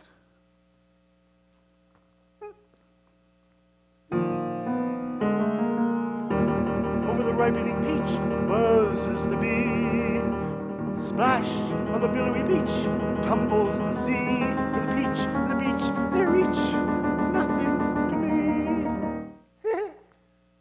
And why? Who am I?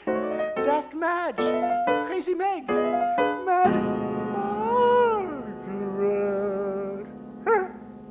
Poor Peg. Mad, yes, very, but why mystery? Don't call.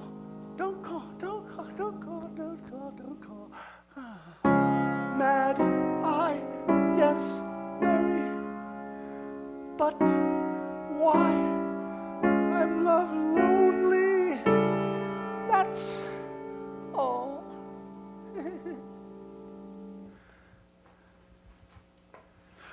A maiden, and in tears. Can I do aught to soften thy sorrow? This apple?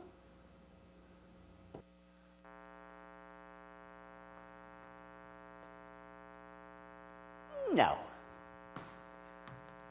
Tell me, are you mad? I? No.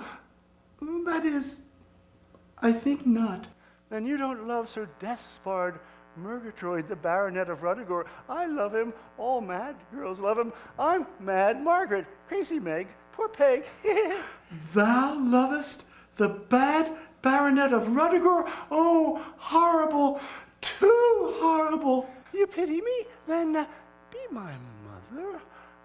The squirrel had a mother, but she drank, and the squirrel fled.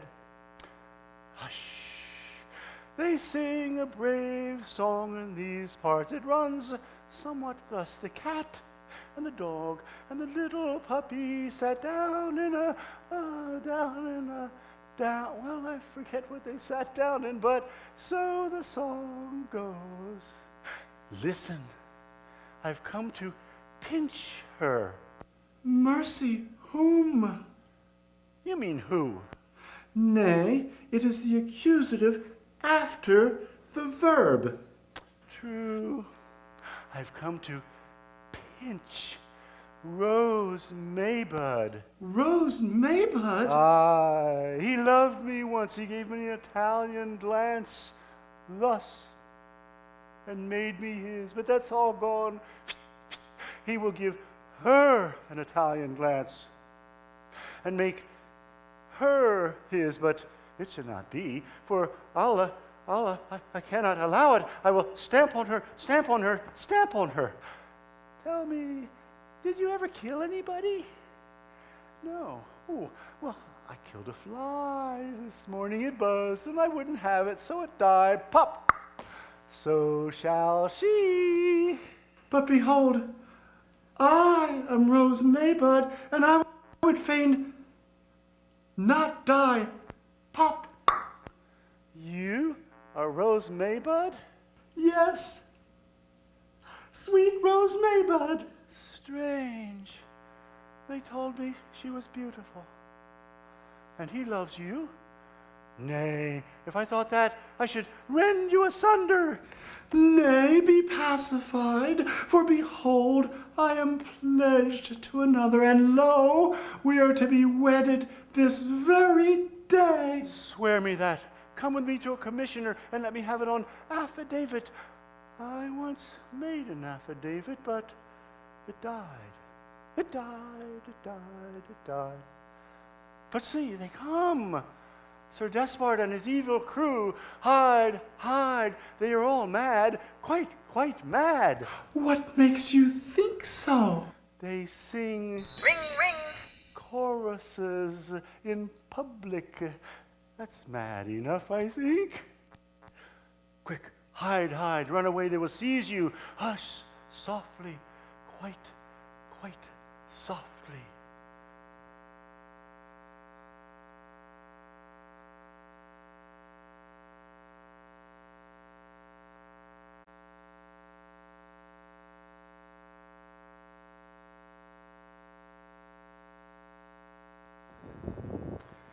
So, the bad Baronet of Ruthergore.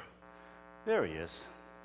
Sir Despard Murgatroyd was cruel to Margaret and made her become Mad Margaret. Why?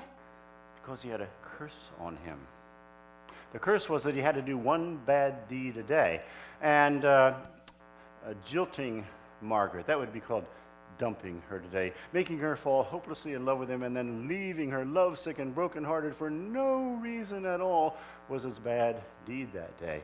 Now, all the baronets of Ruthergore had this curse on them. Oh, what's a baronet? Just a little bit below a baron.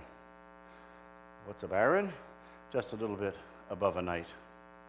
Oh, now just, a baronet and a knight are both addressed as sir. And are we getting all this? Too much information? All right. We didn't promise this would not be educational. All right, so all of the baronets of Ruthergore had a curse on them that had been put on them, their great ancestor, by a witch whom he had been cruel to. And the curse was that every baronet of Ruthergore forever had to do one bad deed a day or die a horrible death. But this fella, Robin Oakapple, is really the older brother of Sir Despard Murgatroyd. Robin is really Sir Riven Murgatroyd in disguise. By the way, that name, Riven, it's spelled R-U-T-H-V-E-N. Ruthven maybe, but it's pronounced Riven. Why? Cool, all right, yes. So since Robin is the older brother of Sir Despard Murgatroyd, he should be performing the curse. But he ran away and disguised himself as Robin Oakapple instead of Sir Riven Murgatroyd in order to avoid doing one bad deed a day. Now he's been discovered, so at this point in time, they sing about it. Robin sings about how he's going to go back and be Sir Riven Murgatroyd, but he's going to go back and defy the curse and be good no matter what they do to him. He's not going to do one bad deed a day. Despard sings about how he's been wronged by his older brother Riven for running away and leaving him. And Margaret sings a little madly about things, and they all wonder, does it all really matter?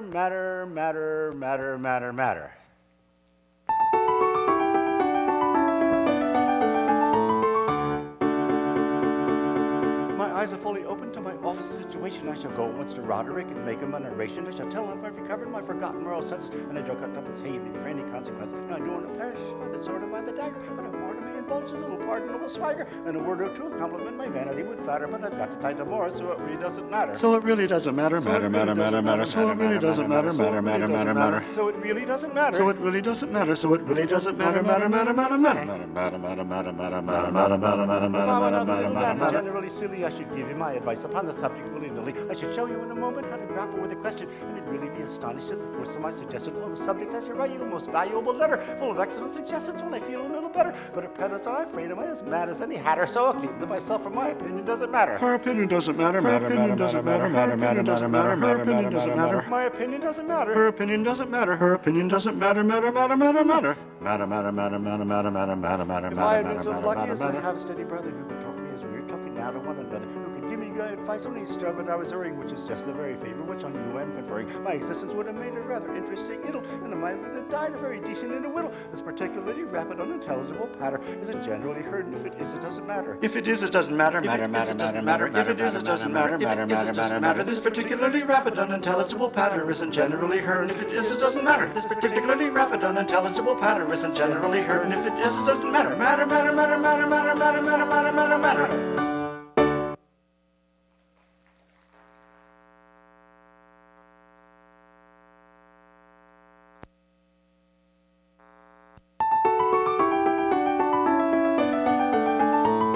If it is, it doesn't matter, matter. If it is, it doesn't matter, matter. This particularly rapid, unintelligible patter isn't generally heard, and if it is, it doesn't matter. This particularly rapid, unintelligible patter isn't generally heard, and if it is, it doesn't matter, matter.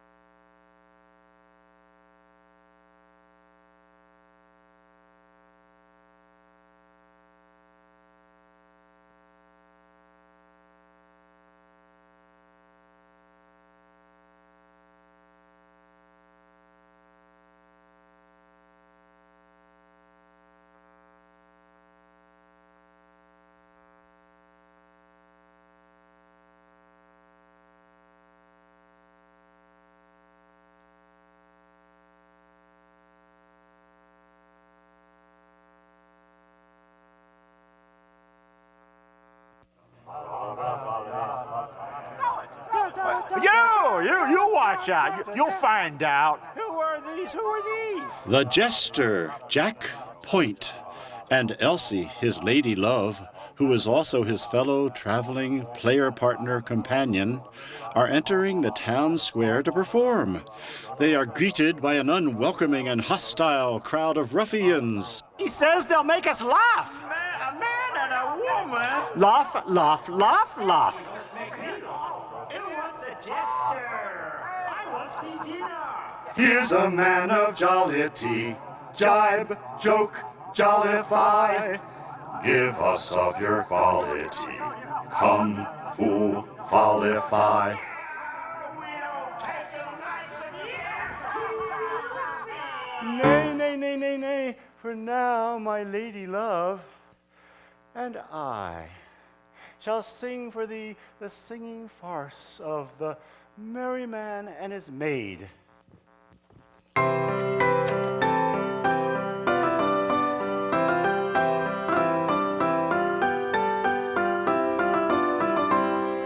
I have a song to sing, oh. Sing me your song, oh.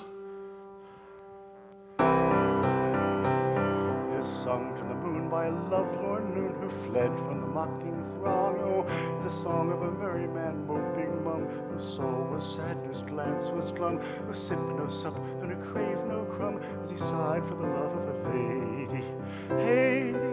Haiti, misery me, lack-a-day, he sipped no sup and he craved no crumb, as he sighed for the love of a lady.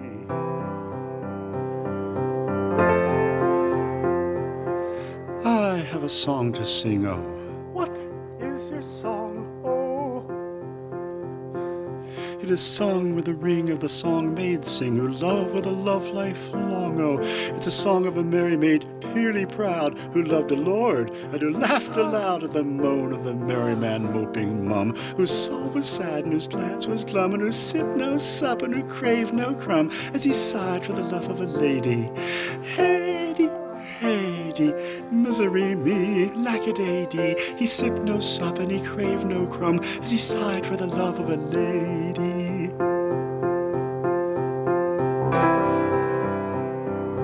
I have a song to sing, oh. Sing me your song, oh. It is rung to the knell of a churchyard bell in a doleful dirge ding-dong. Oh, it's a song of a popinjay bravely born, who turned up his noble nose with scorn at the humble merry maid, purely proud, who loved a lord and laughed aloud at the moan of a merry man moping mum, whose soul was sad and his glance was glum, who sipped no sup and who craved no crumb, as he sighed for the love of a lady. Lady, lady, misery me, lack-a-day-dee. He sipped no sup and he craved no crumb, as he sighed for the love of a lady.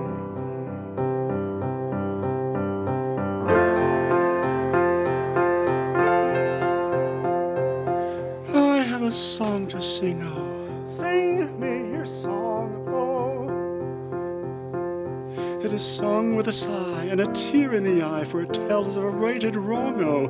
It's a song of the merry maid, once so gay, who turned on her heel and tripped away from the peacock popinjay bravely born, who turned up his noble nose with scorn at the humble heart that he did not prize. So she begged on her knees with downcast eyes for the love of the merry man moping mum, whose soul was sad and whose glance was glum, who sipped no sup and who craved no crumb, as he sighed for the love of a lady. Hey-dee, hey-dee, misery me, lack-a-day-dee. His pains were o'er, and he sighed no more, for he lived in the love of a lady.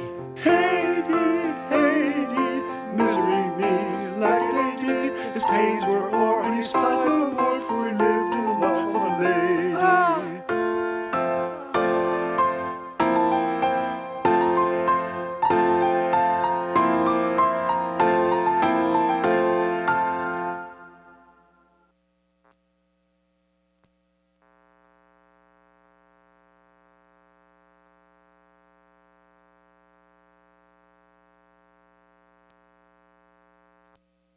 Oh, that's so sad, Mr. I. Yeah. Did that really happen, or did Sir Gilbert make it up? Well, I think he sort of thought it could be real. Do you think Jack Point, the jester, got her back? Maybe. Mr. I? Yeah. I thought jesters were always happy. Well, on the outside, but you know, people aren't always the same on the inside. G and S make you kind of think hard, Mr. I. A little. Mr. I? Yeah? Mr. Sullivan's music was, well, sort of happy and sad. You noticed. Not easy to do. Like he's a genius, huh? Mr. I? Mr. Gilbert, was he kind of a mean man in real life to make the jester lose Elsie, his lady love? Well, I think Gilbert was like the jester, in reverse. On the outside, kind of growling and bossy and making sure things were done right. But inside, really, I think he was, well, a really happy and caring man. But letting the other guy take her away? Well, it's just a song. He and Sullivan wanted us to feel Point's pain, but you can imagine a happy ending, sure. It's just a song. And they made that up? G and S. They must have been some guys. Yeah, I think so.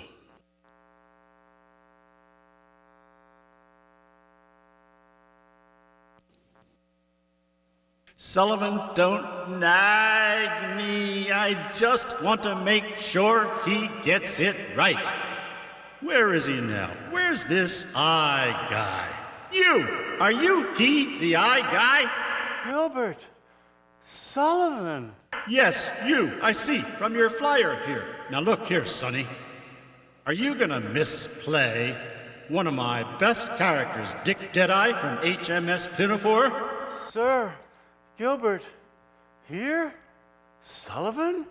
Look here, Sonny, I'm talking. Don't be afraid of him, young man. His bark is more than his bite.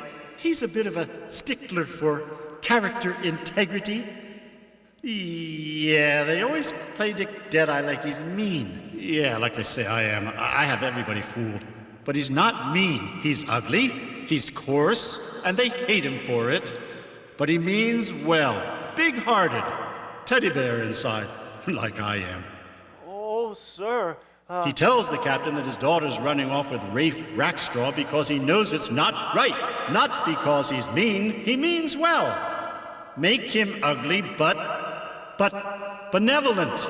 Oh, sir, I would never make him mean. I love Dick Deadeye. I love all your great characters. I do him, I think, well, but he's off tonight. I mean, he'll be off because we don't have anybody here tonight to do the captain in Dick Deadeye's song. Unless... Go ahead, ask him, Mr. I. Dare I? I found the words in your book, Mr. I. I can hand them to him.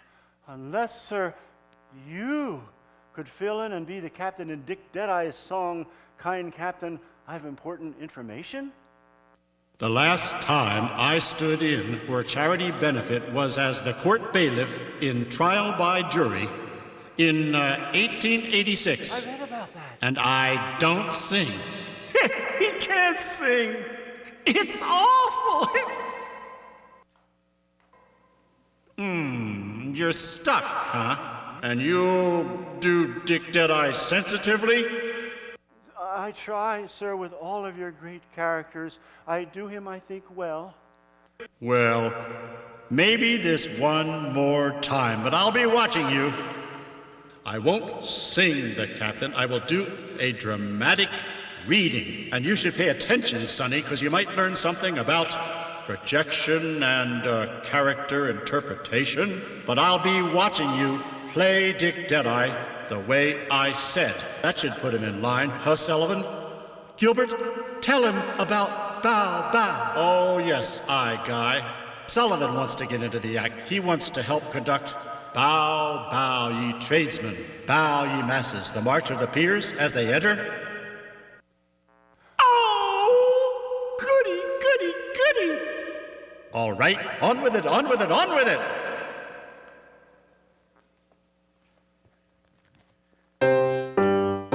Kind Captain, I've important information. Sing hey the merry maiden and the tar, about a certain intimate relation. Sing hey the merry maiden and the tar. The merry, merry maiden, the merry, merry maiden. Sing hey the merry maiden and the tar. Good fellow in conundrums you are speaking. Sing hey the mystic sailor that you are. The answer to them vainly I am seeking.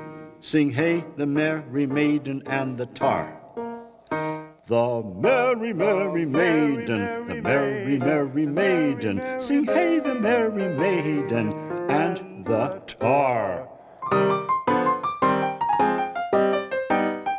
Kind Captain, your young lady is a-sighing. Sing hey the kind commander that you are. This very night with Rackstraw to be flying. Sing hey the merry maiden and the tar. The merry, merry maiden, the merry, merry maiden, the much too merry maiden, and the tar. Good fellow, you have given timely warning. Sing hey the thoughtful sailor that you are. I'll talk to Master Rackstraw in the morning. Sing hey the cat o' nine tails and the tar. That'll be a little late. The merry cat o' nine tails, the merry cat o' nine tails, the merry cat o' nine tails, and the tar.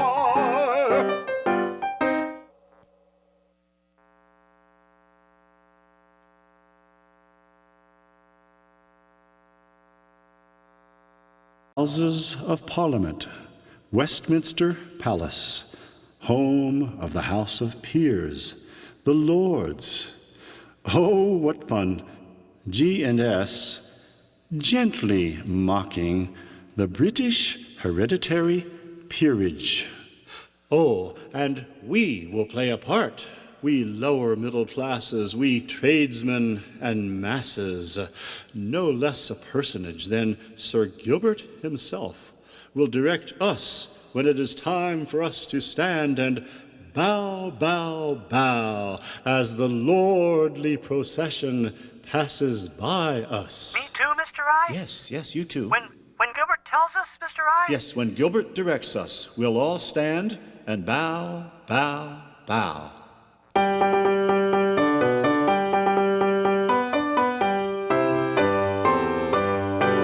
Somebody's late.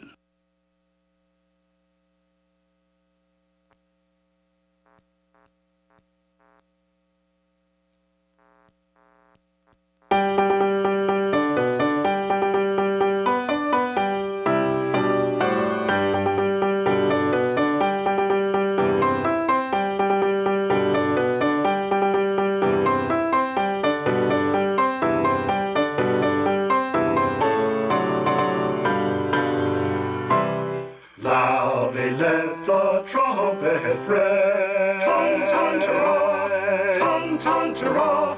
Proudly bang the sounding process. Sing boom. As upon its lordly way this unique procession passes. Ton-ton-ta-ra, sing boom. Ton-ton-ta-ra, sing boom. Ton-ton-ta-ra, sing boom. Ting-ta-ra, ting-ta-ra, ting-ta-ra, ting-ta-ra, ting-ta-ra, ting-ta-ra, ting-ta-ra, ting-ta-ra, ting, boom. Bow, bow, ye lower middle classes. Bow, bow, ye tradesmen, bow, ye masses. Blow the trumpets, bang the brasses. Ton-ton-ta-ra, ting, boom. Bow, bow, ye lower middle classes. Bow, bow, ye tradesmen, bow, ye masses. Blow the trumpets, bang the brasses. Ton-ton-ta-ra, sing-ta-ra, sing-ta-ra, ton-ta-ra, ton-ta-ra, sing boom, sing boom. We are peers of highest station, paragons of legislation, pillars of the British nation. Ton-ton-ta-ra, ton-ta-ra, sing boom, ton-ta-ra, sing boom. We are peers of highest station, paragons of legislation, pillars of British nation, pillars of British nation. We are peers of highest station, paragons of legislation. Ton-ton-ta-ra, ton-ta-ra, sing boom, ton-ta-ra, ton-ta-ra, sing boom. Bow ye lower middle classes, bow ye tradesmen, bow ye masses, bow ye lower middle classes, bow ye tradesmen, bow ye masses. Ton-ton-ta-ra, ton-ton-ta-ra, ton-ton-ta-ra, ton-ta-ra, ton-ta-ra, ton-ta-ra, ton-ta-ra, ra-ra-ra-ra. Ton-ta-ra, ton-ta-ra.